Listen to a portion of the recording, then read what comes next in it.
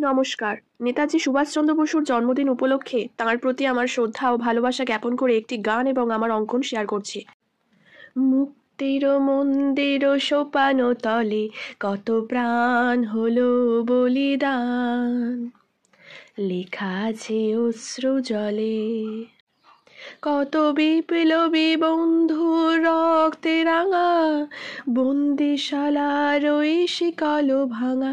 কত বিপ্লবী বন্ধুর রক্তে রাঙা বন্দিশালার ওই শিকল ভাঙা।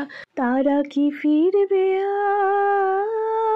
আজ, তারা কি ফিরবে আজ এই সুপ্রভাতে?